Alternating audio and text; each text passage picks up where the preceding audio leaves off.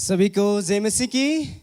और सच में हम आज बहुत खुश हैं कि परमेश्वर पिता ने ये समय हमें दिया है जहाँ पर हम एक साथ होकर उसकी महिमा, उसकी स्तुति कर सके। और आप सभी को, जितने लोग हमारे ये ऑनलाइन जो हिंदी सेवकाई में आप लोग जुड़े हुए हैं हम लोगों के साथ, तो आप सभी को हम लोग स्वागत करते हैं। और इस समय मैं परमेश्वर पिता को धन्यवाद करता हूं जो उसने हमें दिया है। और आप सभी को फिर से एक बार चर्च ऑफ जीसस क्राइस्ट पिंथुरुमखरा की तरफ से आप सभी को स्वागत करता हूं। आइए इस समय हम लोग स्तुति आराधना में जाएंगे। सब लोग मिलकर कुछ गीतों को गाकर हम परमेश्वर की आराधना करेंगे, उसकी महिमा करेंगे। आइए सब लोग इस समय हम लोग खड़े हो जाएंगे और जहाँ पर भी हो आप लोग, हम एक साथ मिलकर पूरे मन से, पूरे दिल से, पूरे ताकत से परमेश्वर की महिमा करेंगे। आइए इस समय हम उस गीतों को गाकर परमेश्वर की आराधना करेंगे। तुम दिल में तुम जा में, ये गाना गाकर हम लोग परमेश्वर की आराधना करेंगे। आइए हम लोग मन लगाकर परमेश्वर की आराधना करेंगे। आइए सब लोग हम लोग ताली बजाकर ये गाना को गाएंगे।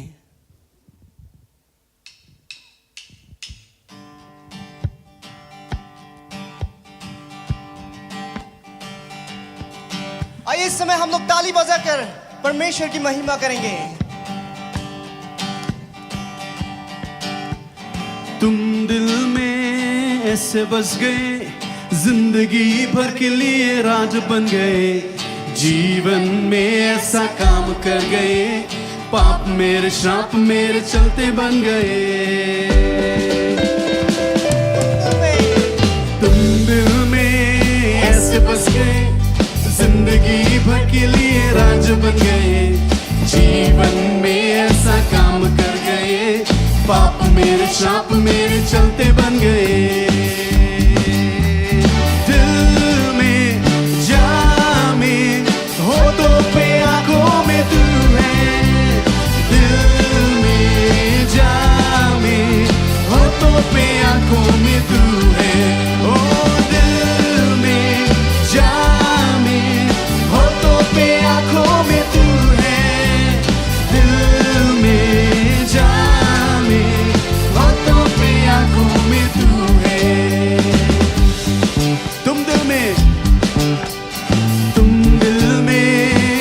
बस गए, जिंदगी भर के लिए राज बन गए।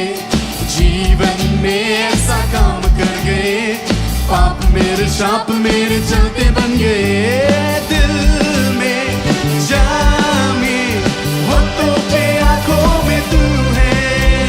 दिल में जामे, होठों पे आंखों में तू है। ओ दिल में जामे, होठों पे आंखों में तू है। दिल में जामे, होठों पे आंखों में तू है। डर डर के मैं जो जी रहा था, जब से मुझको यीशु ने खींच निकाला। जंजीरों में जो झगड़ा हुआ था, तोड़कर उनको आजाद है किया। डर डर के मैं जो जी रहा था, जब से मुझको यीशु ने खींच निकाला। जंजीरों में जो झगड़ा हुआ था, उनको आजाद है किया। तुम दिल में ऐसे बस गए, जिंदगी भर के लिए राज बन गए। जीवन में ऐसा काम कर गए, पाप मेरे श्राप मेरे चलते बन गए। दिल में जामे, होठों पे आंखों में तू है। दिल में जामे, होठों पे आंखों में तू है। ओ दिल में जामे, होठों पे आंखों में तू है। दिल में जामे, होठों पे आंखों में तू है। डर डर से मैं जो जी रहा था, तब से मुझको यीशु ने खींच निकाला। जंजीरों में जो झगड़ा हुआ था, तोड़कर उनको आजाद है किया। के मैं जो जी रहा था, तब से मुझको यीशु ने खींच निकाला। जो झगड़ा हुआ था तोड़कर उनको आजाद है किया।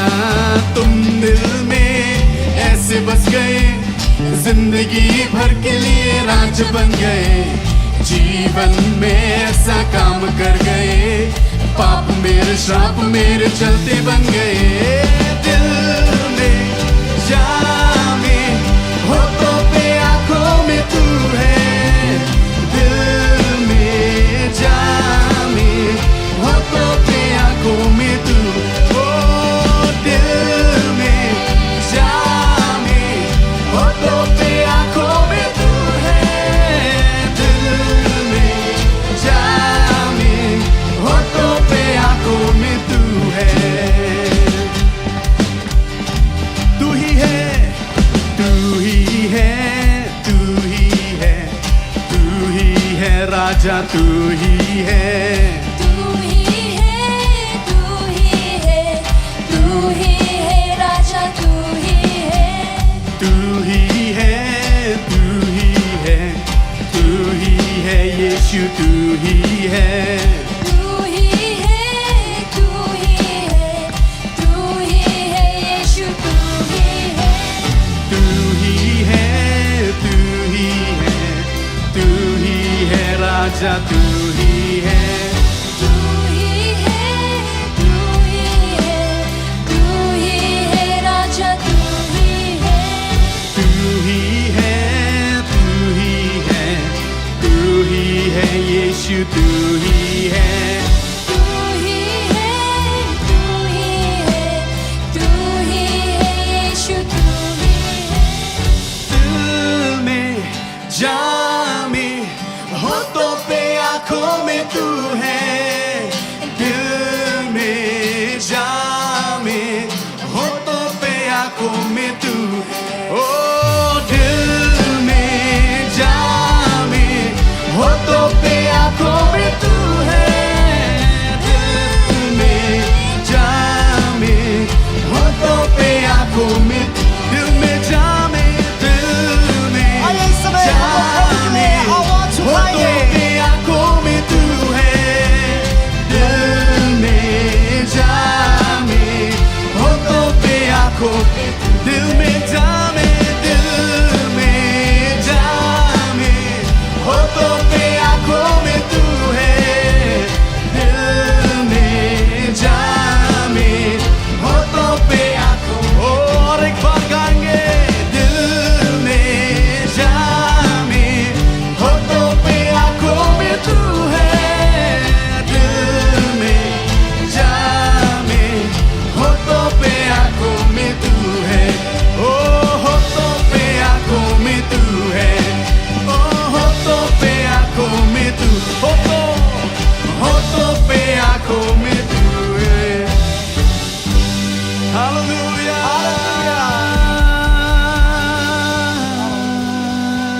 Yes lord, hallelujah. ओ धन्य धन्य धन्य धन्य धन्य धन्य यीशु तू है। धन्य धन्य धन्य धन्य धन्य धन्य यीशु तू है।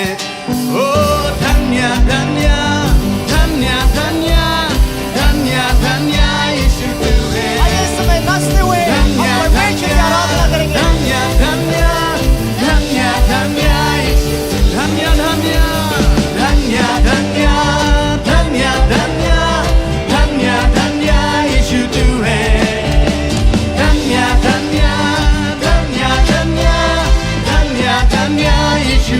राजा राजा राजा राजा राजा राजा राजा राजा यीशु तू है। राजा राजा राजा राजा राजा राजा यीशु। महान महान महान महान महान महान महान यीशु तू है। महान महान महान महान महान महान यीशु। महान महान महान महान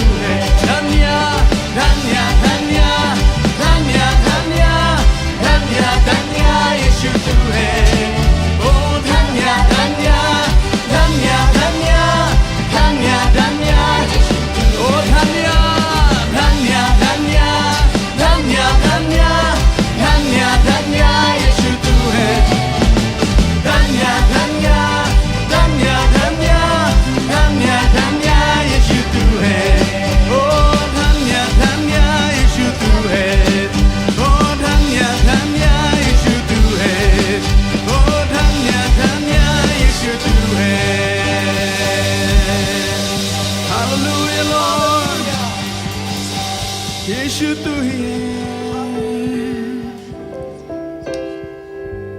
महान परमेश्वर तू ही है हालेलुया धन्य लॉर्ड धन्य धन्य प्रभु हालेलुया प्रभु हालेलुया हालेलुया जीसस हालेलुया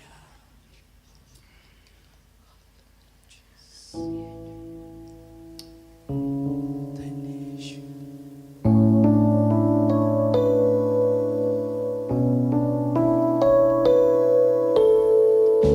आइए इस समय हम लोग पूरे दिल से पूरे मन से परमेश्वर की आराधना करेंगे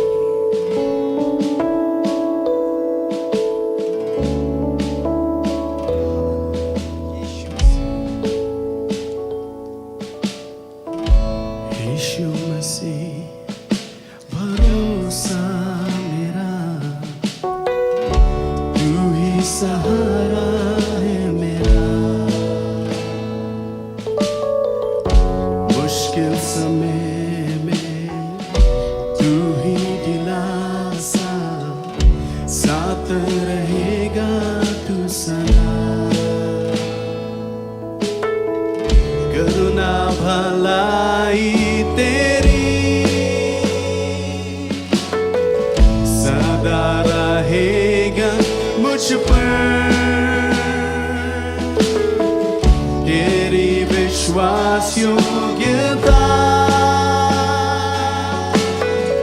देखूंगा मैं उम्र भर मैं हाथ उठाकर गाऊंगा यीशु तेरा नाम रहे ऊंचा मैं हाथ उठाकर गाऊंगा यीशु तेरा नाम रहे ऊंचा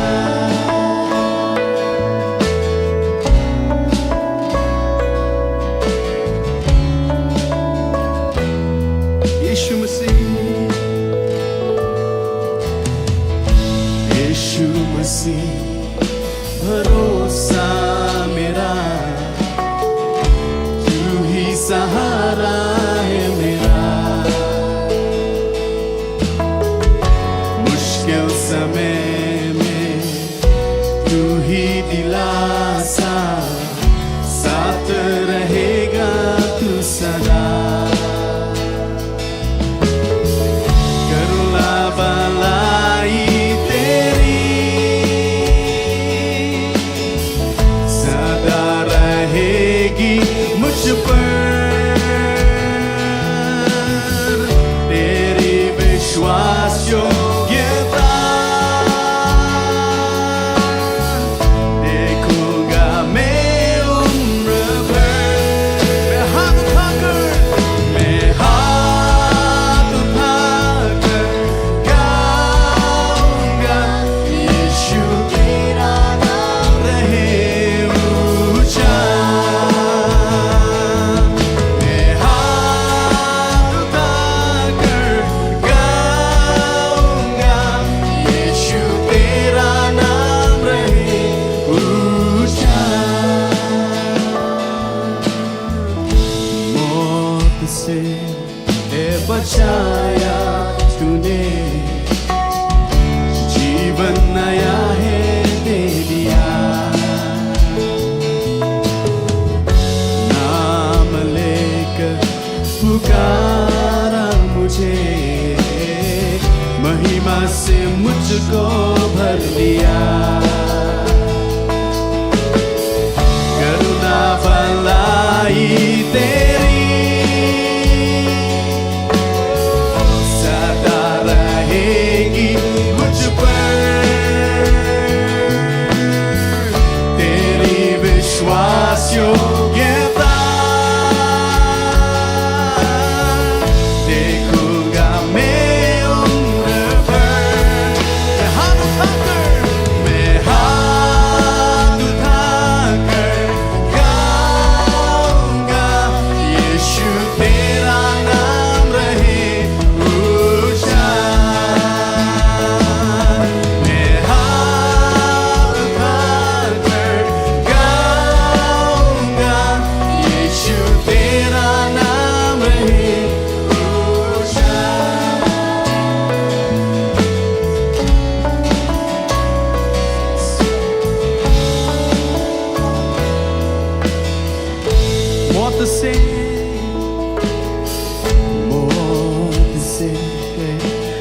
बचाया तूने,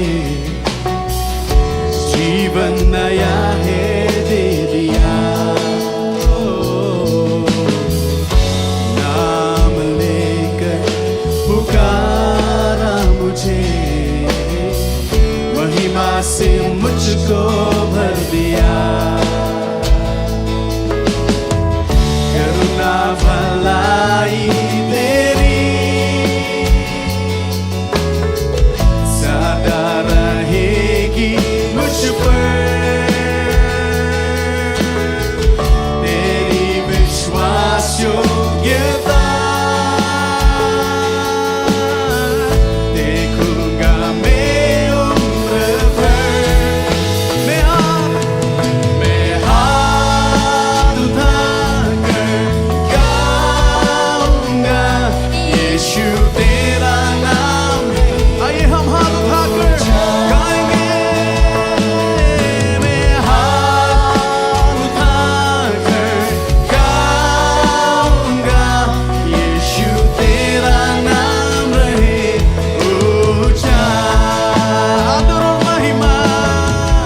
आदर और महिमा हो तेरी, तू ही हमारा खुदा। पूरी हो तेरी ही मर्जी, आए तेरे राज हो यहाँ।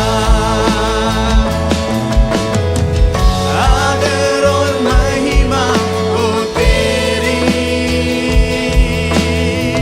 तू ही हमारा खुदा। पूरी हो तेरी ही मर्जी, आए तेरे राज हो यहाँ। हम हाथ उठाकर गाएंगे यीशु तेरा नाम रहे ऊंचा। हम हाथ उठाकर गाएंगे यीशु तेरा नाम रहे ऊंचा। हम हाथ उठाकर गाएंगे यीशु तेरा नाम रहे ऊंचा। हम हाथ उठाकर गाएंगे यीशु तेरा नाम रहे ऊंचा। हम हाथ उठाकर गाएंगे यीशु तेरा नाम रहे ऊंचा। हाथ उठाकर गाएंगे यीशु तेरा नाम रहे ऊंचा। मैं हाथ उठाकर गाऊंगा यीशु तेरा नाम रहे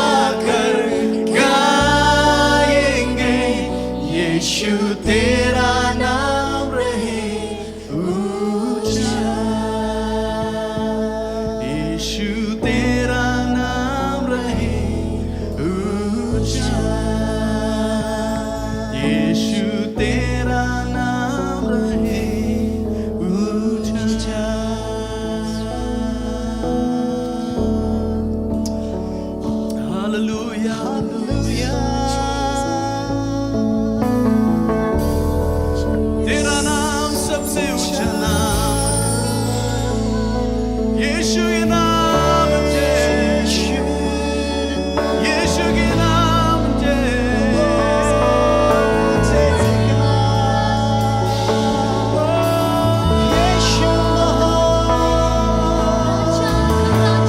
उस नाम है शक्ति, उस नाम है शक्ति,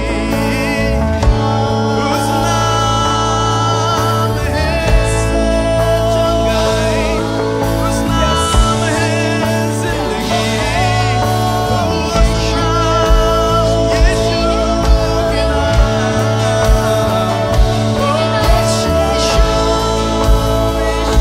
के नाम, यीशु के नाम जय, यीशु के नाम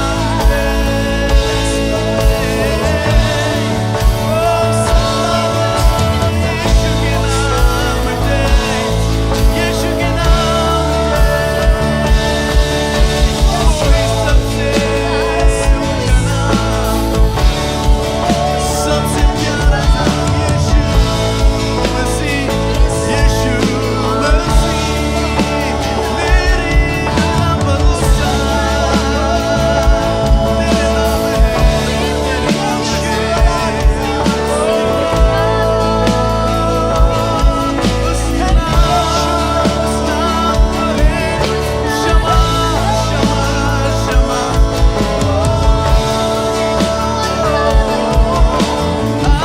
महिमा,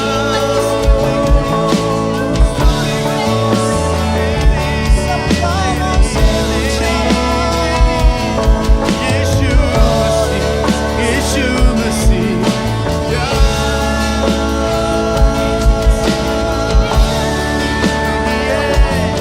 तू ही है, तू ही है, यीशु, तू ही है, यीशु तू ही है,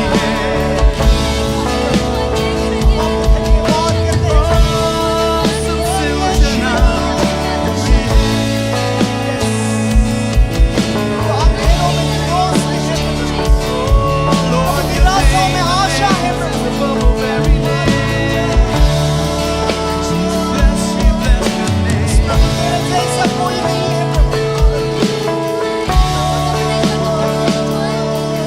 we bless your name, we bless your name,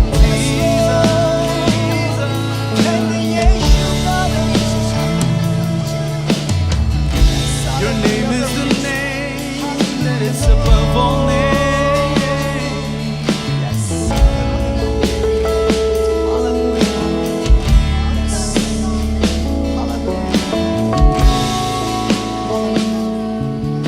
The name that is above every name. धन्यवाद यीशु। हालेलुया प्रभु, तू ही राजा है, तू ही महान है, हमारे जीवन का मालिक है तू। हालेलुया तू प्रभु, ही हम आपको आदर देते हैं प्रभु। महिमा हो। हालेलुया प्रभु, सच में प्रभु तू महान है प्रभु, तू महान है प्रभु। हालेलुया प्रभु, प्रभु तेरा प्यार सागर से भी गहरा है प्रभु। हालेलुया प्रभु, तू निराशाओं में प्रभु हमारे आशा है प्रभु। हालेलुया प्रभु, अंधेरों में तू हमारे रोशनी है प्रभु। प्रभु तू महान है प्रभु। धन्यवाद यीशु। हालेलुया, हालेलुया प्रभु। आदर और महिमा तो तेरी, आइए हम लोग तू ही हाथ उठा कर गाएंगे, खुदा, उस महान परमेश्वर को आराधना देंगे, पूरी हो तेरी महिमा देंगे, मर्जी, आदर देंगे, क्योंकि वो योग्य है। आए तेरे राज हो यहाँ, सच में प्रभु। हालेलुया, आदर और महिमा हो तेरी,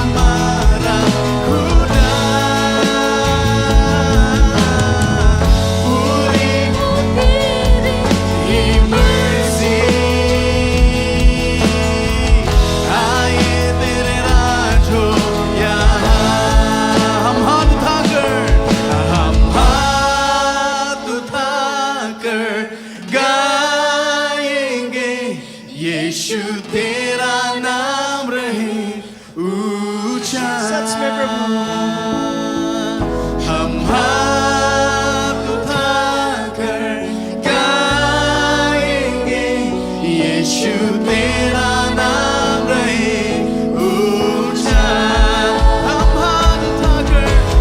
हाथ उठाकर गाएंगे, यीशु तेरा नाम रहे ऊंचा।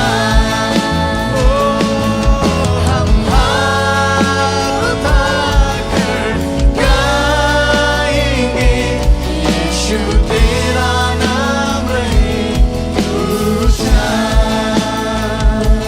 यीशु तेरा नाम रहे ऊंचा। यीशु तेरा नाम रहे ऊंचा। यीशु तेरा नाम रहे ऊंचा। धन्यवाद हो प्रभु, धन्यवाद प्रभु। सच में प्रभु तेरा नाम प्रभु सब नामों से ऊंचा है प्रभु। प्रभु तेरा नाम सब नामों से महान है प्रभु। सच में प्रभु तू अंधेरों में रोशनी है प्रभु, निराशाओं में प्रभु तू हमारा आशा है प्रभु। धन्यवाद करते हैं प्रभु जो नाम आप प्रभु हमें दिया है प्रभु। धन्यवाद करते हैं प्रभु यीशु मसीह, धन्यवाद करते हैं। हम सारा आदर महिमा, सारा प्रशंसा, सारा सम्मान प्रभु यीशु मसीह के नाम में सराहते हैं। Amen, amen, amen. Hallelujah, hallelujah, hallelujah. आइए हम लोग जोरदार तालियों से प्रभु को धन्यवाद करेंगे। हालेलुया, आमेन, आमेन। सच में प्रभु को धन्यवाद करते हैं इस समय के लिए जो उसने हमें दिया है, उसकी उपस्थिति में हमें आनंदित होने के लिए। और इस समय हम लोग बहुत खुश हैं कि परमेश्वर ने फिर से आज हम लोग के बीच में जो प्रभु का वचनों से हमें सिखाने के लिए जा रहे हैं, जो प्रभु के वचनों से हम लोग सीखने के लिए जा रहे हैं, सुनने के लिए जा रहे हैं। तो आज हम लोग के बीच में डीकन शशिकांत हमारे बीच में है। तो हम विश्वास करते हैं आज जो वो सेवाकाई देंगे तो हम उसी से हम लोग आशीषित होंगे। तो आगे के समय जो हम लोग का डीकन शशिकांत है वो लेंगे और प्रभु का वचनों से हमें आशीषित करेंगे। तो मैं इस समय हमारे डीकन शशिकांत को आगे बुलाना चाहता हूँ। आइए इस समय। जय मसीह की। और आइए हम लोग अपना धर्मशास्त्र खोलेंगे और उसके साथ अपने दिलों को भी खोलेंगे। और इस वक्त एक बार फिर से चर्च ऑफ जीसस क्राइस्ट पिंथौर मुखरा में आप लोगों का स्वागत है। ये ऑनलाइन सेवा में आपका स्वागत है। और आइए हम लोग वचन पढ़ते हैं। आज का वचन मैं पढ़ने जा रहा हूँ और इस वचन को मैंने टाइटल दिया है इंसान के जीवन की सबसे बड़ी लड़ाई। जब मैं सोचता हूँ कि इंसान के जीवन की सबसे बड़ी लड़ाई क्या है, आजकल हम लोग न्यूज़ में देखते हैं अज़रबैजान और आर्मेनिया की लड़ाई लगता है सबसे बड़ी लड़ाई है। और कुछ लोग डिबेट करते हैं कि नहीं, इज़राइल और ईरान की लड़ाई सबसे बड़ी है या इज़राइल और फ़िलिस्तीन की लड़ाई सबसे बड़ी होगी। लेकिन ये सच नहीं है। इंसान के जीवन में सबसे बड़ी लड़ाई इंसान के अंदर है। जब हम लोग अपने आप को देखते हैं, अपने आप को जब दर्पण में देखते हैं तो ऐसा लगता है कि हम लोग जो कुछ दर्पण दिखाता है वही हैं। लेकिन ये भी सच नहीं है। जो दर्पण में हम देखते हैं उससे कहीं ज़्यादा हम लोग हैं। दर्पण में सिर्फ ये दिखता है कि हम लोग दूसरों को कैसा दिखते हैं, हम लोग असली कौन है ये नहीं दिखता। असली हम लोग कौन हैं ये बाइबल में पढ़ने से मिलता है। बाइबल दर्शाता है कि असली हम लोग कौन हैं। हम लोग, परमेश्वर ने इंसान को बनाया, आदम और हवा को अदन की वाटिका में रखा। उन लोगों को बनाने के बाद परमेश्वर ने उनमें अपनी सांस फूंका और इस तरह से वो लोग, आत्मा अंदर है और शरीर बाहर दिखाई देता है। इसीलिए मैं कह रहा था कि दर्पण में सिर्फ ये दिखता है कि हम लोग दूसरों को दिखते कैसे हैं, लेकिन असली जो हम लोग अंदर हैं, जो अंदर हमारी आत्मा है, वो असली इंसान है। और हर किसी के जीवन में आत्मा परमेश्वर को ढूंढती है और ये शरीर सांसारिक सुख को ढूंढता है। और दोनों के बीच को जो दोनों को जोड़ने वाला है वो हमारा दिमाग है। और हमारा दिमाग, इंसान का दिमाग, आपका दिमाग ही वो लड़ाई का मैदान है। लगातार लड़ाई चल रही है। आत्मा कहती है परमेश्वर को ढूंढो, शरीर कहता है संसार के सुखों के पीछे भागो, और दोनों के बीच में लड़ाई है। और दिमाग स्वार्थी है, और दिमाग ही मेरे अंदर की लड़ाई का मैदान है। और यही वजह है कि हम लोगों में से कई लोग बाहर से तो मुस्कुरा रहे हैं, लेकिन अंदर बड़ी लड़ाई चल रही है, अपने आप से जूझ रहे हैं, अपने आप से लड़ रहे हैं। आदम और हवा को जब परमेश्वर ने अदन की वाटिका में रखा तो उनके मन में भी, उनके आत्मा और शरीर में भी लड़ाई चल रही थी। और यही वजह है, ऐसा लिखा है धर्मशास्त्र में कि हर रोज़ परमेश्वर आते थे और उन लोगों के साथ संगति करते थे। हर शाम को परमेश्वर उस अदन की वाटिका में आदम और हवा के साथ संगति करते थे। आदम और हवा उनको देख सकते थे। और जब परमेश्वर चले जाते तो हर दिन शैतान आकर उनको फुसलाता था। धर्मशास्त्र में जब हम पढ़ते हैं, ऐसा लगता है कि जैसे ही परमेश्वर ने आदम और हवा को अदन की वाटिका में रखा, उन्होंने तुरंत पाप कर दिया। लेकिन ऐसा सच नहीं है। ऐसा धर्मशास्त्र के अध्ययन करने वाले कहते हैं और मानते हैं कि समय लगा, और समय सीमा बताया भी नहीं गया है यहाँ पर। इसलिए उन लोग जिस दिन पाप किए उससे पहले कई दिन था, और हर रोज़ परमेश्वर के जाने के बाद शैतान आकर उनको लुभाता था। उस पेड़ की तरफ देखो, देखने में कितना सुंदर लग रहा है। उन लोगों ने पाप नहीं किया पहले दिन, दूसरे दिन, तीसरे दिन, तब तक आता रहा शैतान, आकर बहलाता फुसलाता रहा, तब तक जब तक उन्होंने पाप नहीं किया, तब तक बहलाता रहा। और यही चीज़ हमारे जीवन में होता है, आपके जीवन में, मेरे जीवन में होता है। शरीर सांसारिक सुखों को देखता है, और वहीं पर जो सबसे बड़ी लड़ाई है, वो लड़ाई क्या है? शैतान की योजनाओं और परमेश्वर की इच्छा पूरी हो, इसके बीच की लड़ाई है। मेरे जीवन में, आपके जीवन में आत्मिक लड़ाई है ये, और लड़ाई का मैदान है आपका और मेरा दिमाग।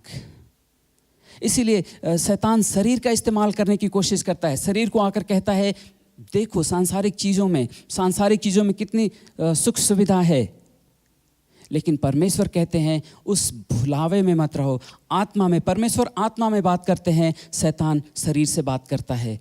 और दोनों में लड़ाई है, हमारे दिमाग में, हमारी सोच में। और यहाँ पर इस वक्त मैं एक वचन पढ़ना चाहूँगा, 2 कुरिन्थियों 10 अध्याय 4 और 5 वचन।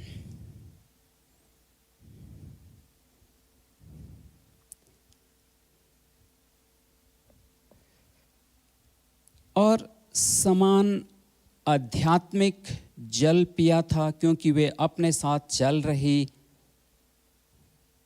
उस आध्यात्मिक चट्टान से ही जल ग्रहण कर रहे थे, और वह चट्टान थी मसीह। माफ़ कीजिए, मैं 1 कुरिन्थियों में हूँ, मुझे 2 कुरिन्थियों में होना चाहिए। 2 कुरिन्थियों 10 का 4 और 5 वचन।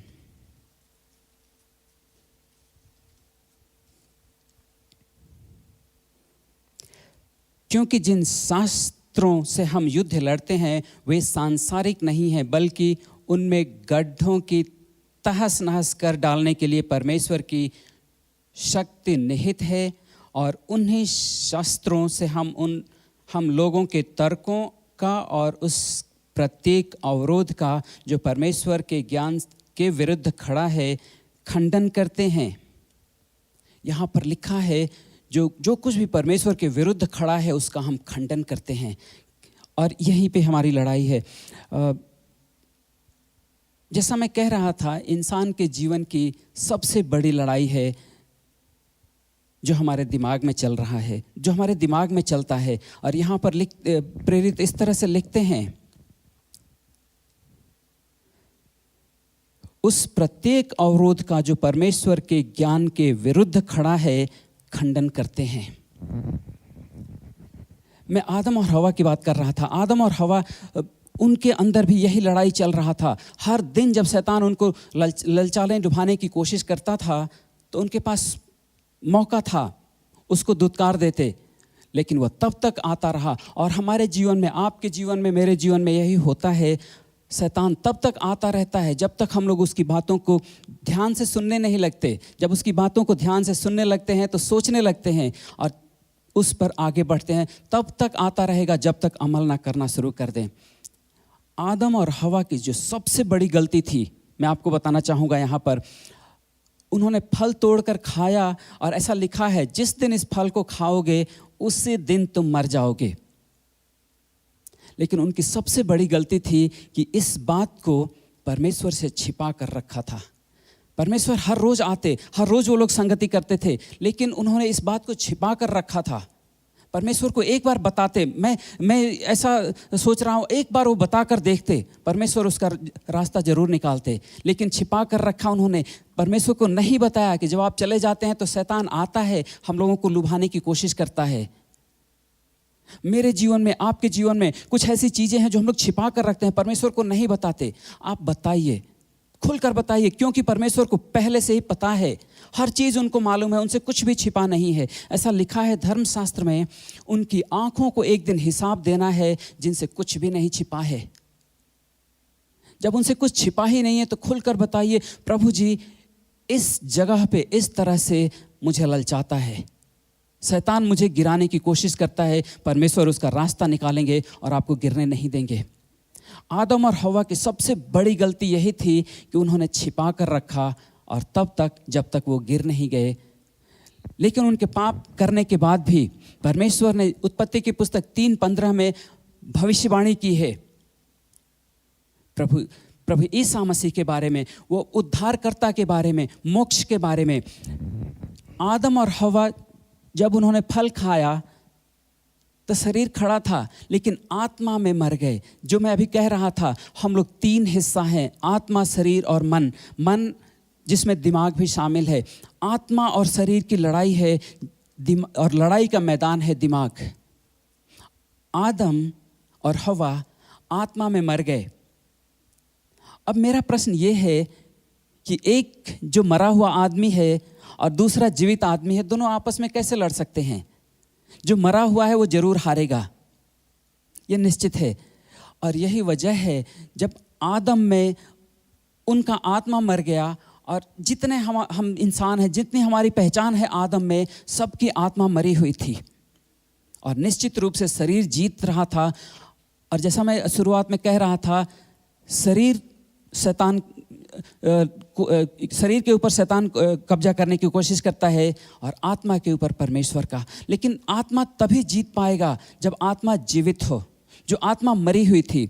ऐसा लिखा है, जिस दिन तुम ये खाओगे उसी दिन मर जाओगे। और ऐसा लगता है कि वो लोग मरे नहीं, जिस समय फल खाया वो लोग मरे नहीं। एक वचन में पढ़ता हूँ, 2 पत्रस 3:8 में इस तरह से लिखा है कि परमेश्वर की नज़र में एक दिन 1000 साल के बराबर होता है, और 1000 साल एक दिन के बराबर होता है। और जब हम उत्पत्ति की पुस्तक में पढ़ते हैं, कोई भी इंसान, आदम, उनके पुत्र और उनके बेटे जो जेरेड उनके वंशज में पैदा हुए थे, सबसे ज़्यादा दिनों तक जिए, वो 960 साल तक जीवित रहे। आदम खुद 936 साल तक जीवित रहे। मैं ये कहना चाहता हूँ कि उस 1000 साल की सीमा को कोई भी पार नहीं कर पाया। मैं ये कहना चाहता हूँ कि परमेश्वर की नज़र में एक ही दिन में सभी मर गए, एक दिन। और ऐसा लिखा है, जिस दिन खाओगे उसी दिन मरोगे। उसी दिन वो मरे, आत्मा उसी क्षण मर गई, और शरीर एक दिन के अंदर खत्म हो गया। परमेश्वर की नज़र में 1000 साल एक दिन के बराबर होता है। आदम मारे गए।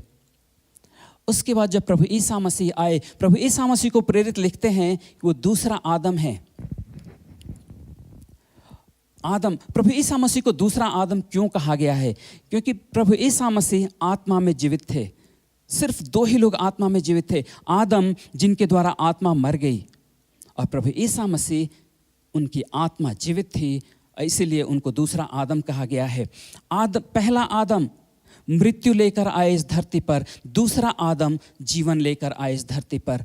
पहला आदम श्राप लेकर आए इस धरती पर, और दूसरा आदम जीवन लेकर आए, आशीष लेकर आए इस धरती पर। प्रभु ईसा मसीह जिनको दूसरा आदम भी कहा गया है, उन्होंने क्रूस पर अपना खून बहाया मेरे और आपके लिए। लेकिन उससे पहले मैं आपको बताना चाहूँगा, मूसा के नियम के अनुसार हर परिवार को, जितने यहूदी परिवार थे, एक बार मंदिर में जाना जरूरी था। साल में एक बार अपने पापों के लिए बलि चढ़ाना जरूरी था। जब वो बलि चढ़ाने जाते थे, बकरे की बलि लेकर जाते थे, और वहाँ पर जब अपनी बलि लेकर, बकरा लेकर जाते थे, तो जो सबसे बड़े पुजारी हैं, प्रधान पुजारी, आकर उसको परखते थे, बड़ी बारीकी से देखते थे।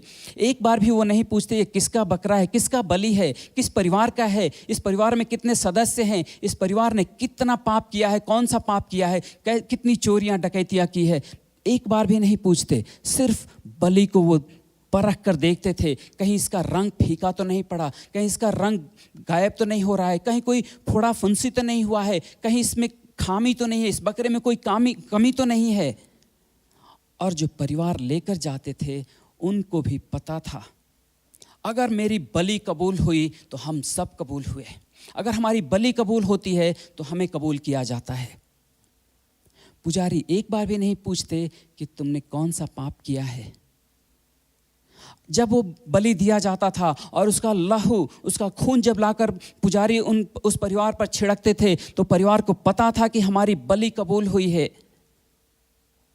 हमारे पाप ढक दिए गए हैं, हमारे पापों को इस तरह से ढका गया है कि परमेश्वर की आशीषों की बारिश होगी हमारे ऊपर। प्रभु ईसा मसीह जब इस धरती पर आए, तो मेरे और आपकी बलि हैं। जो आत्मा मर चुकी थी, उस आत्मा को जिलाने के लिए आत्मा में बलि देना जरूरी था, आत्मा में वो दंड भुगतना जरूरी था। इसलिए प्रभु ईसा मसीह आए मेरे और आपके बदले अपनी बलि देने के लिए। जब मैं कहता हूं, हे परमेश्वर, प्रभु ईसा मसीह मेरी बलि हैं, मेरे बदले वो बलि हुए हैं, उन्होंने अपना खून बहाया है। परमेश्वर एक बार भी मुझसे ये नहीं कहते कि मैं कितना पापी हूं, मैंने कौन सा पाप किया है। वो उस बलि के मेमने को देखते हैं, वो कितना पवित्र हैं। और परमेश्वर कहते हैं, तुम्हारा प्रभु ईसा मसीह अति पवित्र, जिनके बारे में उस राजा ने, जिस राजा ने उनको सजा की घोषणा की थी, वही राजा कहता है कि इनके अंदर कोई पाप नहीं है, इन्होंने कोई गुनाह नहीं किया है। उस राजा ने गवाही दी। अगर प्रभु ईसा मसीह में कोई कमी होता तो शैतान देख रहा था और वो उस कमी को निकाल कर ले आता कि नहीं, इनमें कमी है। प्रभु ईसा मसीह ने कोई पाप करना तो दूर, पाप जाना तक नहीं। ऐसा धर्मशास्त्र में लिखा है, प्रभु ईसा मसीह ने कभी पाप किया ही नहीं, पाप जाना ही नहीं। जब वो क्रूस पर लटके हुए थे, तो परमेश्वर उनकी पवित्रता को देख रहे थे, उनकी कुर्बानी को, उनकी बलि को देख रहे थे, मेरे पापों को नहीं। और वो कहते हैं, तुम्हारा बलि कबूल है, इसलिए परिवार भी कबूल है, तुम भी कबूल हो। जब मैं परमेश्वर के पास आता हूं, प्रभु ईसा मसीह के लहू के द्वारा जब मैं उनसे माफ़ी मांगता हूं, तो मुझे माफ़ करते हैं, क्योंकि प्रभु ईसा मसीह इस शरीर में मरने के बाद उनकी आत्मा नरक में जाकर मेरे और आपके पापों की सजा भुगता। उन्होंने मेरे और आपके पापों का सजा अपने ऊपर प्रभु ईसा मसीह ने लिया, ताकि वो सजा मुझे ना भुगतना पड़े और आपको ना भुगतना पड़े। इसलिए परमेश्वर कहते हैं, तुम्हारा बलि कबूल है, तुम्हारा बलि पवित्र है। और जब हमारा बलि कबूल है, इसका मतलब हम कबूल हैं, आप कबूल हैं, परमेश्वर आपको कबूल करते हैं। जब आप कहते हैं कि प्रभु ईसा मसीह मेरी बलि है, तो परमेश्वर आपको कबूल करते हैं, कहते हैं कि तुम्हारा बलि कबूल है। इसलिए प्रभु यीशु मसीह में अनंत जीवन है, प्रभु यीशु मसीह में मोक्ष है। मोक्ष क्या है? जो मरी हुई आत्मा थी वो जीवित हो जाए, ताकि आत्मा और शरीर की लड़ाई में आत्मा जीत सके। आत्मा और शरीर में हमेशा लड़ाई चल रही है। मैं एक बात आपको बताना चाहूँगा। मैं एक किताब पढ़ रहा था एक बार, वो पुस्तक लिखी गई है बहुत बड़े इवेंजलिस्ट रेनहार्ड बंकी के द्वारा। उन्होंने इस तरह से लिखा है, एक बार उनको बुलाया गया डिबेट करने के लिए, बहस करने के लिए। बहस का मुद्दा था परमेश्वर है या नहीं। परमेश्वर है ये साबित करना था रेनहार्ड बंके को। और उनके खिलाफ एक नास्तिक आदमी था, माफ़ कीजिए मैं उनका नाम भूल गया हूँ, अगली बार याद आएगा तो मैं आपको बताऊंगा। लेकिन वो नास्तिक आदमी था। नास्तिक मतलब एथियस, इंग्लिश में एथियस कहते हैं। दोनों में बहस था, परमेश्वर है या नहीं है। हॉल के अंदर बहस हुआ, बड़ी तगड़ी बहस हुई उन लोगों के बीच, लंबा बहस चला। और रेनहार्ड बंकी ने ये लिखा है कि बहस करने के बाद जब मैं बाहर आया, मैं पार्किंग एरिया में गया अपनी गाड़ी के पास, तो वो नास्तिक आदमी आया और पास आकर कहता, बंकी मेरे लिए प्रार्थना कीजिए। बंके could you pray for me. एक नास्तिक आदमी जो बहस करने आया था ये कहने के लिए कि खुदा है ही नहीं, परमेश्वर है ही नहीं, बाहर आने के बाद कहता है मेरे लिए प्रार्थना कीजिए। अगर मैं वहां होता तो मैं पूछता, आप तो कहते हैं कि परमेश्वर है ही नहीं, प्रार्थना किस लिए करें, किससे प्रार्थना करें? लेकिन वही इंसान के अंदर की लड़ाई है, मेरे अंदर और आपके अंदर की वही लड़ाई है। आत्मा और शरीर में वही लड़ाई है। वो इंसान भी आत्मा और शरीर में लड़ रहा था, अपने आप से लड़ रहा था, अपने आप के अंदर से लड़ रहा था। शरीर कहता है खुदा है ही नहीं, आत्मा कहता है परमेश्वर है। और यही वजह है उस बहस में अंदर तो ये साबित करने की कोशिश की कि परमेश्वर नहीं है, लेकिन बाहर आकर गुजारिश करता है मेरे लिए प्रार्थना कीजिए। उसको पता है, उनकी आत्मा को पता है कि आत्मा इस शरीर से लड़ नहीं सकती जब तक वह मरी हुई है।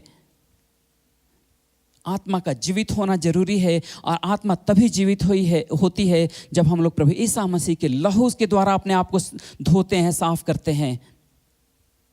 तब परमेश्वर इस आत्मा को जीवित करते हैं। जब प्रभु यीशु मसीह उस क्रूस पर लटके हुए थे, मेरे और आपके बदले उन्होंने अपना खून बहाया, अपना लहू बहाया। और इसीलिए लिखा है जो कोई भी उन पे विश्वास करता है, जो कोई भी उनके नाम को पुकारता है, उसको मोक्ष मिलता है, उसकी आत्मा बचाई जाती है। शरीर कहता है।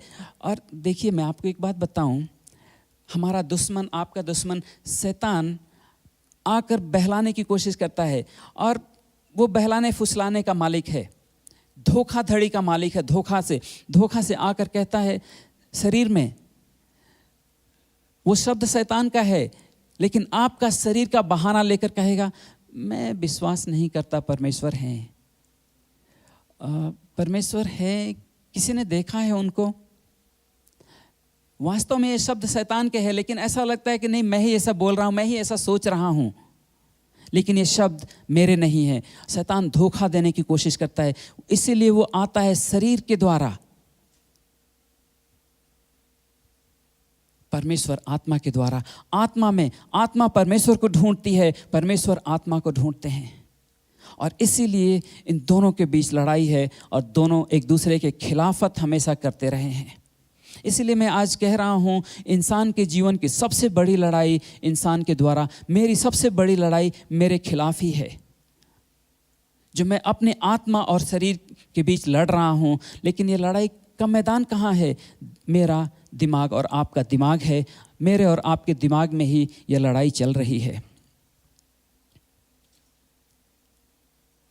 फिर मैं सोचता हूँ, परमेश्वर कहते हैं मैं तुम्हारे बारे में सोच रहा हूँ। सर्वशक्तिमान परमेश्वर, राजाओं के राजा आपके बारे में सोच रहे हैं, मेरे बारे में सोच रहे हैं। ऐसा कहाँ लिखा है? भजन संहिता 129 17 वचन, भजन संहिता 8 अध्याय 4 वचन में, यिर्मयाह 1 अध्याय 5 वचन में ऐसा लिखा है, परमेश्वर आपके बारे में सोच रहे हैं। आपकी फिक्र है, इसीलिए परमेश्वर ने अपने पुत्र प्रभु ईसा मसीह को इस धरती पर भेजा आपको और मुझे अनंत जीवन देने के लिए।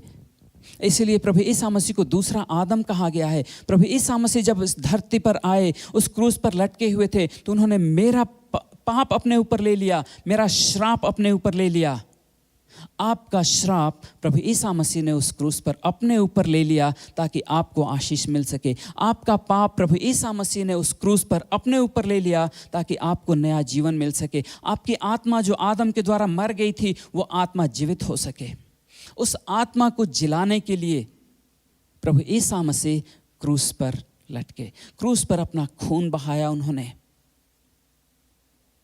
ताकि जो कुछ भी पहले आदम के द्वारा खो गया था, वो दूसरे आदम मतलब प्रभु ईसा मसीह के द्वारा वापस आ जाए इंसानों में।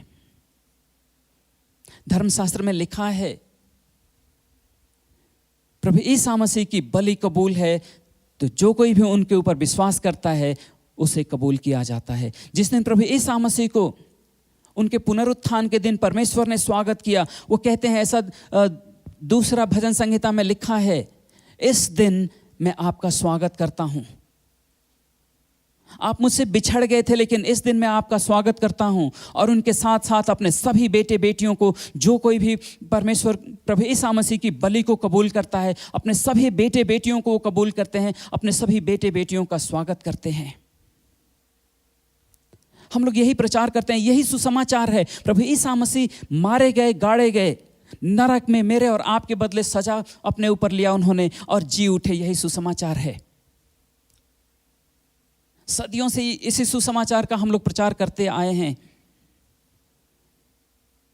लेकिन फिर भी ऐसे इंसान मिल ही जाते हैं जो कहते हैं मैं विश्वास नहीं करता, मैं नहीं मानता।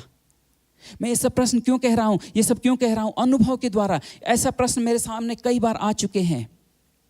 लोग कहते हैं मैं नहीं मानता।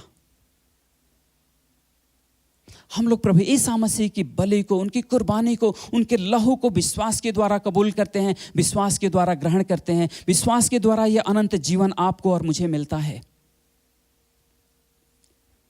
एक मैं आपको सच्ची घटना बताने जा रहा हूं, एक उदाहरण दे करके समझाने की कोशिश करता हूं आपको।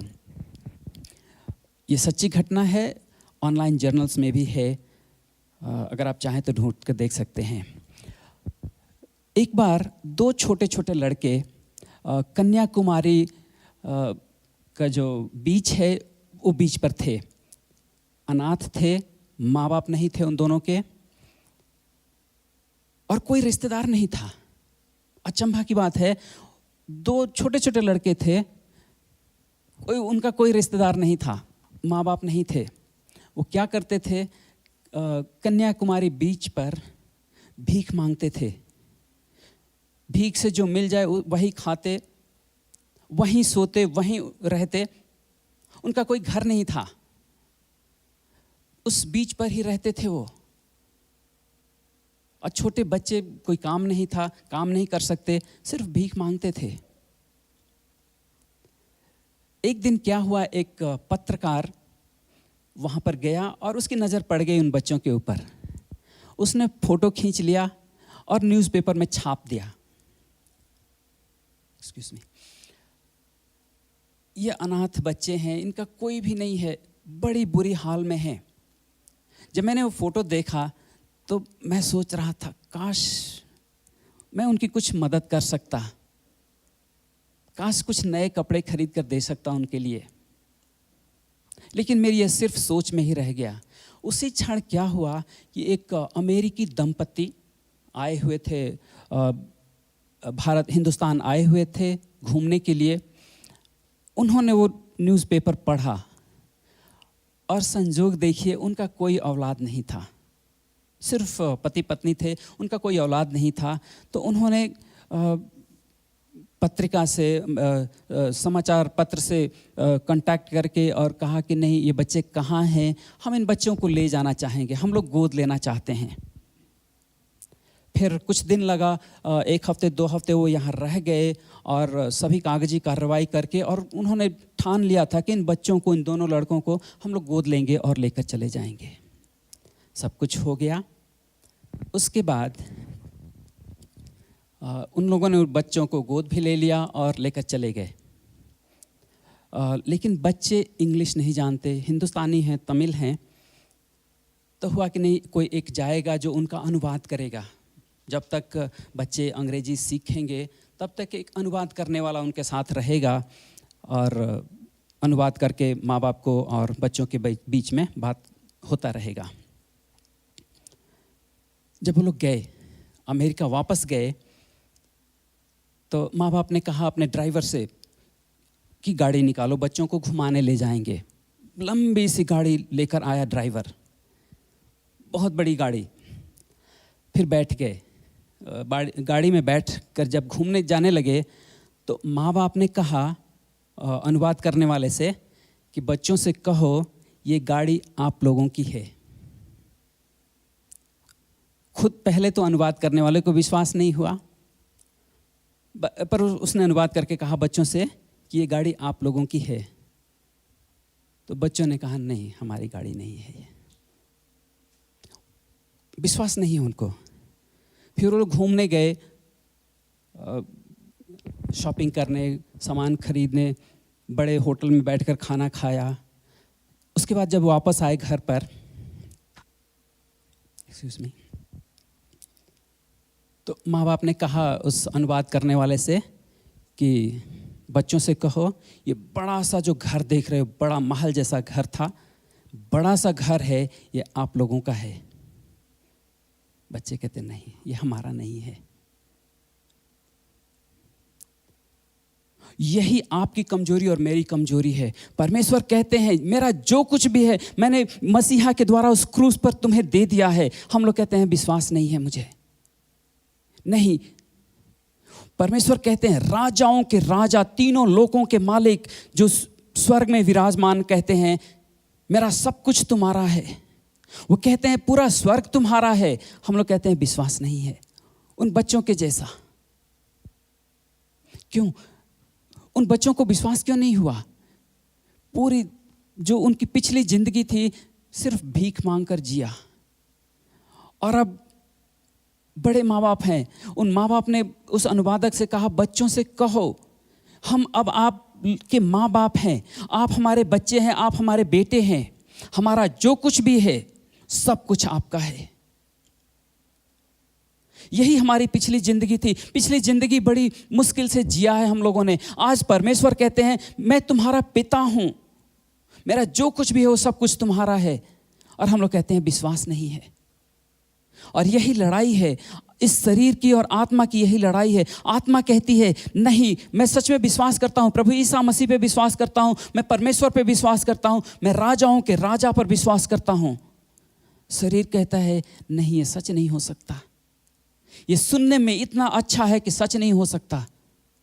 लेकिन यह जिंदगी की सबसे बड़ी हकीकत है। पहले आदम से मृत्यु आया, दूसरे आदम से जीवन आया। पहले आदम से श्राप आया, दूसरे आदम से आशीषों की बारिश होनी शुरू हो गई। पहले आदम से आत्मा मर गई थी, दूसरे आदम से आत्मा जीवित की जाती है। पहले आदम से जो उनकी महिमा है वो खो गई थी, दूसरे आदम से वही महिमा की बारिश होती है। पहले आदम से पवित्र आत्मा से हम लोग दूर हो गए थे, दूसरे आदम से पवित्र आत्मा इस नश्वर शरीर में रहते हैं।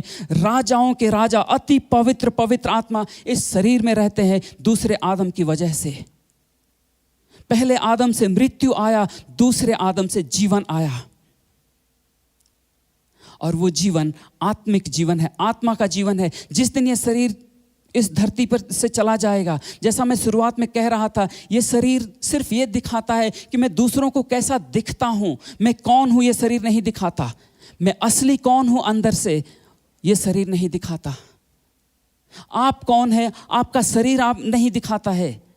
असली आप आत्मा है जो धर्मशास्त्र दिखाता है, जो धर्मशास्त्र बताता है। वो आत्मा जो मर चुकी थी आदम के द्वारा, प्रभु ईसा मसीह में जीवित की जाती है। प्रभु ईसा मसीह के लहू के द्वारा जीवित किया गया है, प्रभु ईसा मसीह के जीवन के द्वारा। और इसे हम विश्वास के द्वारा ग्रहण करते हैं। प्रभु ईसा मसीह राजाओं के राजा आज भी अपने सिंहासन पर विराजमान है। आज भी वो आपकी दुआ को कबूल करने के लिए बैठे हैं। विश्वास के द्वारा आप कहिए, प्रभु ईसा मसीह की बलि मुझे कबूल है। प्रभु ईसा मसीह के नाम में अपने पापों को मैं कबूल करता हूँ। प्रभु ईसा मसीह के नाम में मैं आपसे माफ़ी मांगता हूँ प्रभु जी, और उस जीवन का भागी हो सकूं, उसके लिए मैं दुआ करता हूँ, प्रार्थना करता हूँ। विश्वास के द्वारा आत्मा जीवित होगी, ये जीवन बचाया जाएगा। और जब आत्मा जीवित है तो उस लड़ाई में, शरीर और आत्मा के बीच की जो लड़ाई है, उम्मीद करें आत्मा जीतेगी, लेकिन आत्मा का जीवित होना जरूरी है उस लड़ाई को जीतने के लिए। और आत्मा जो मर गई थी उसको जिलाने के लिए प्रभु ईसा मसीह, उस आत्मा की अगुवाई करेंगे प्रभु ईसा मसीह। इस नश्वर संसार से, इस नश्वर शरीर से मोक्ष की प्राप्ति के लिए प्रभु ईसा मसीह आपकी और मेरी मदद करेंगे। लेकिन उससे पहले इस आत्मा का जीवित होना जरूरी है। प्रभु ईसा मसीह इस धरती पर आए, उनके द्वारा जब हमें नया जीवन मिलता है तो परमेश्वर कहते हैं, मैं तुम्हारा पिता हूं और मेरा सब कुछ तुम्हारा है। धरोहर, खुदा का धरोहर, परमेश्वर का धरोहर प्रभु ईसा मसीह के द्वारा हमें मिलता है। और इसलिए इस जीवन को आजमा कर देखिए। इस लड़ाई में जब आपकी आत्मा जीवित होगी तो आपकी आत्मा जीतेगी। प्रभु ईसा मसीह को आजमा कर देखिए, प्रभु ईसा मसीह के लहू को कबूल करके देखिए, और जो जीवन की लड़ाई चल रही है, इंसान के जीवन की लड़ाई जो मैं कह रहा था, उसमें आप जीतेंगे। प्रभु ईसा मसीह को कबूल करके देखिए, प्रभु ईसा मसीह को एक बार आजमाइए। मैं रोमी की पुस्तक में 12 अध्याय में 1 और 2 वचन पढ़ रहा हूं।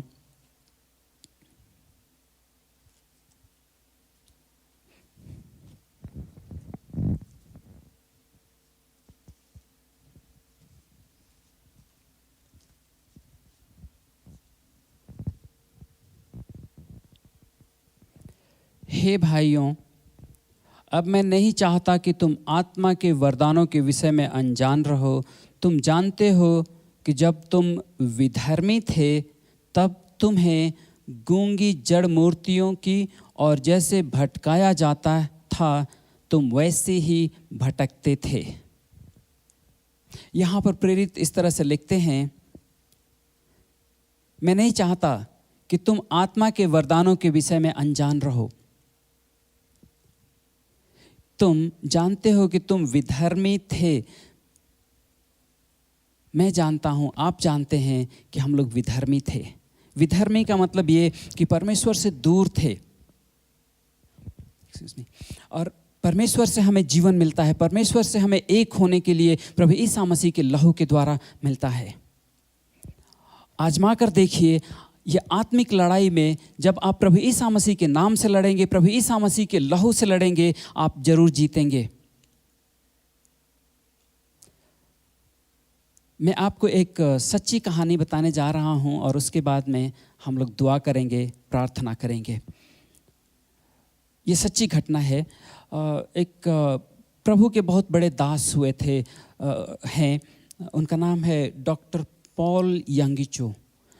दुनिया के सबसे बड़ी कलीसिया के पादरी हैं वो, सबसे बड़ी कलीसिया के पादरी हैं। उन्होंने ये खुद कहा है, ये कहानी क्या हुआ 1988 में दक्षिणी कोरिया में वर्ल्ड ओलंपिक गेम्स होने वाले थे। और दक्षिणी कोरिया नया नया देश बना था। बड़ी लड़ाइयाँ लड़ करके, इतनी लड़ाइयाँ लड़ी थी जापान के खिलाफ, उत्तरी कोरिया के खिलाफ। एक देश एकदम लगभग बर्बाद हो चुका था, लगभग बर्बादी के कगार पर था। फिर भी वर्ल्ड ओलंपिक कमेटी ने ये फैसला किया कि हम लोग एक वर्ल्ड ओलंपिक गेम्स सियोल में होगा, दक्षिणी कोरिया में होगा। और सभी दुनिया देख रहे थे, सभी लोग, पूरी दुनिया देख रही थी कि दक्षिणी कोरिया कैसे इस खेल का आयोजन करेंगे। सबसे पहले तो वो लड़ाइयाँ लड़कर बर्बाद हो चुके हैं। गरीबी है वहाँ पर, कैसे करेंगे देखते हैं। और वहाँ के राष्ट्रपति ने सच में पूरी तैयारियां की। उन लोगों ने लगभग 540 करोड़ डॉलर का खर्च हुआ था और पूरी तैयारियां कर ली। उसके बाद उनको खबर मिला, कुछ खबर खुफिया विभाग ने दिया और राष्ट्रपति ने डॉक्टर पॉल यंगीचो, जो सबसे बड़े कलीसिया के पादरी हैं, उनको फ़ोन करके कहा कि पादरी साहब मैं आपसे मिलना चाहता हूँ। उन्होंने कहा ठीक है मैं जा रहा हूँ। देश के राष्ट्रपति ने फ़ोन किया, पादरी साहब को बुलाया। पादरी साहब दौड़ते गए राष्ट्रपति भवन। राष्ट्रपति ने कहा कि देखिए पादरी जी, एक दुखद समाचार मिला है मुझे, और वो ये है कि उत्तरी कोरिया के लोग, उत्तरी कोरिया का जो सरकार है, वो आतंकवादी भेजना चाहते हैं और किसी तरह से हमारा जो वर्ल्ड ओलंपिक गेम्स है उसको बाधित करना चाहते हैं। उसमें होगा क्या, दोनों देश के लोग एक जैसे दिखते हैं, दोनों देशों की दुश्मनी आज भी मशहूर है। तब राष्ट्रपति महोदय ने कहा कि वो लोग आ करके और अगर एक भी बम फोड़ दिया या कुछ लोगों की जानें ले ली, गोलियां मार दी, तो हमारे देश की बड़ी बेइज्जती होगी। पादरी साहब ने कहा, पादरी डॉक्टर पॉल यंगीचो ने कहा कि राष्ट्रपति जी अब ये मेरी जिम्मेदारी है। उसके बाद वो चले गए और जा कर के उन्होंने इस आत्मिक लड़ाई के लिए उनके कुछ 50,000 प्रेयर सेल थे, सब जगह उन्होंने संदेश भिजवाया कि अब सभी लोग घुटने पर होकर दुआ करेंगे, हर दिन हम लोग दुआ करेंगे, एक एक टर्न लेकर के हम लोग उपवास प्रार्थना रखेंगे और हमारे देश की बेइज्जती नहीं होनी चाहिए, हमारे देश का नाम होना चाहिए। उन लोगों ने उपवास प्रार्थनाएं शुरू कर दी, पूरे महीनों तक वो लोग चलते रहे। 1988 का, सच्ची घटना है, 1988 का वर्ल्ड ओलंपिक गेम्स सियोल में संपन्न हुआ और एक भी अप्रिय घटना नहीं हुई, एक भी कोई भी घटना नहीं हुई। और गेम्स जब ख़त्म हो गए उसके बाद राष्ट्रपति ने फिर डॉक्टर पॉल यंगीचो और उनके जितने साथ काम करने वाले पादरी लोग थे सबको बुलाया, न्योता दिया, आइए मैं आदर के साथ आपको न्योता देता हूँ। वो लोग गए राष्ट्रपति भवन और इस बार राष्ट्रपति ने खड़ा होकर कहा कि हम लोगों का जो खेल संपन्न हुआ है, बिना बाधा के पूरा खेल संपन्न हुआ है, उसमें सिर्फ हमारी देश की ताकत ही नहीं बल्कि आपके खुदा का हाथ है, मसीही लोगों के परमेश्वर का हाथ है, तभी ये खेल अच्छी तरह संपन्न हो पाया। वो आत्मिक लड़ाई, जब वो दुआ प्रार्थना कर रहे थे, वो आत्मिक लड़ाई लड़ रहे थे, आत्मा में लड़ाई लड़ रहे थे। और मैं यही कहना चाहता हूँ, आप आत्मिक लड़ाई लड़िए, आपकी आत्मा की जीत होगी, आपकी आत्मा हमेशा जयवंत रहेगी और अप्रिय घटनाएं नहीं होंगी। मैं दावे के साथ कहता हूँ, जब आपकी आत्मा जीतेगी, आपकी आत्मा जीवित होगी, प्रभु यीशु मसीह के लहू के द्वारा आपकी आत्मा जीवित होगी, आपकी आत्मा जीतेगी, आपकी आत्मा आशीषों से भर जाएगी। जब आत्मा में आशीष है तो वो आशीषें शरीर में दिखाई देगी। प्रभु यीशु मसीह को कबूल कीजिए, प्रभु यीशु मसीह को आजमा कर देखिए। मैं गुजारिश कर रहा हूं आपसे, गुजारिश समझिए या ये समझिए कि मैं चुनौती दे रहा हूं, आप आजमा कर देखिए। आपकी परिस्थितियां बदल जाएंगी, आपकी परिस्थितियां पहले जैसी नहीं रहेंगी। आप उनको कबूल करके देखिए।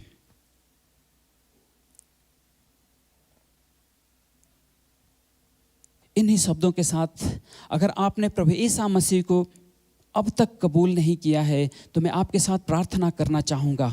आप उनके नाम को पुकारिए और अगर किसी भी चीज़ की ज़रूरत है हम लोग उस ज़रूरत के लिए भी दुआ करेंगे। पहले आइए हम लोग प्रभु यीशु मसीह को कबूल करते हैं, हम लोग दुआ करते हैं, हम लोग प्रार्थना करते हैं। हे स्वर्गीय पिता, हम लोगों पर रहम कीजिए।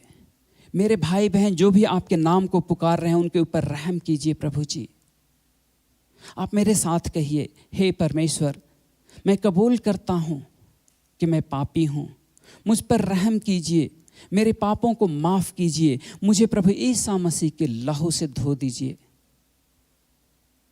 हे परमेश्वर, मुझे अपने राज्य में कबूल कीजिए, मुझ पर रहम कीजिए, मुझ पर दया कीजिए। मैं दुआ प्रभु ईसा मसीह के नाम से मांगता हूँ। अगर किसी भी चीज़ की ज़रूरत है आपके जीवन में, कोई बीमारी है या कोई काम रुका हुआ है, तो हम लोग उसके लिए भी दुआ करेंगे। आइए हम लोग प्रार्थना करते हैं। हे परमेश्वर, राजाओं के राजा, प्रभुओं के प्रभु, स्वर्ग के मालिक, मैं अपने भाई बहन के लिए दुआ कर रहा हूँ। अगर कोई बीमारी है प्रभु जी, तो उस बीमारी को मैं इसी वक्त डांटता हूँ, उस बीमारी को इसी वक्त मैं तोड़ता हूँ। उसके पीछे अगर कोई आत्मा है, मैं उसको डांटता हूँ, उसको हुक्म देता हूँ, अपना हाथ पीछे खींच ले इस भाई बहन से। इस बीमारी को चंगा कीजिए, ठीक कीजिए प्रभु जी। अगर कोई काम रुका हुआ है, अगर कोई रास्ता बंद है, वो रास्ता खुल जाए, वो काम पूरा हो प्रभु जी। रहम कीजिए प्रभु जी, दया कीजिए प्रभु जी। मैं अपने भाई और अपने बहन के लिए दुआ करता हूँ प्रभु ईसा मसीह के पवित्र नाम से। धन्यवाद। जय मसीह की। बहुत बहुत धन्यवाद डीकन शशिकांत। और हम विश्वास करते हैं आज जितने लोग ये वचन को सुना है, तो हम विश्वास करते हैं आप लोग सभी लोग आशीषित हुए हैं। तो हम इस बार फिर से प्रभु को जो दास है उसको धन्यवाद करता हूँ, और परमेश्वर को भी धन्यवाद करता हूँ इस समय के लिए। और इस समय मैं फिर से आप लोग को ये बात बोलना चाहता हूँ, अगर कोई आप लोग का कोई प्रार्थना का अगर विषय है, अगर आप लोग कुछ विषय में आप लोग जानना चाहते हैं, तो आप लोग हमारे साथ फ़ोन कर सकता है। तो हम हमेशा आप लोग के साथ बातें करने के लिए तैयार हैं। और इस समय आइए हम लोग इस सेवकाई की अंत में जाएंगे। आइए हम लोग सब लोग इस समय प्रार्थना करेंगे, आखिरी दुआ करेंगे। आइए हम लोग सभी को धन्यवाद, जितने लोग आज इस सेवकाई में जुड़े हुए हैं, तो प्रभु सभी को आशीष करे। आइए इस समय हम लोग आखिरी दुआ करेंगे। परमेश्वर पिता, हम आपको धन्यवाद करते हैं आपकी दया और करुणा के लिए। परमेश्वर पिता, जो इस समय आज आपने हमें दिया है प्रभु, जहाँ पर प्रभु आपके पास आकर आपके चरणों में प्रभु स्तुति आराधना कर सके और आपके वचनों से सीख सके। परमेश्वर पिता प्रभु, ताकि इस वचनों के द्वारा हम और आपके करीब आ सके प्रभु, और आपको जान सके और आपको आदर महिमा दे सके प्रभु। जिस प्रभु आपके दासों के द्वारा प्रभु जो बातें आज हमको सिखाया है परमेश्वर पिता, ताकि हम उस वचनों के प्रभु और वचनों के द्वारा हम आपको जान सके, आपको महिमा दे सके परमेश्वर पिता। और इस समय मैं प्रार्थना करता हूँ प्रभु, जितने लोगों ने प्रभु आपके वचनों को प्रभु सुना है परमेश्वर पिता, उन लोगों को आप आशीष करना परमेश्वर पिता, ताकि उस वचनों के द्वारा प्रभु अपने जीवन को सजा सके और प्रभु आपको जान सके परमेश्वर पिता। और प्रभु मैं इस समय प्रार्थना करता हूँ प्रभु, जो इस सेवकाई की प्रभु हम लोग अंत में पहुँच चुके हैं परमेश्वर पिता, मैं प्रार्थना करता हूँ पिता परमेश्वर का प्रेम और प्रभु यीशु मसीह का अनुग्रह और पवित्र आत्मा का संगति हमेशा हमारे साथ बने रहे। आमीन।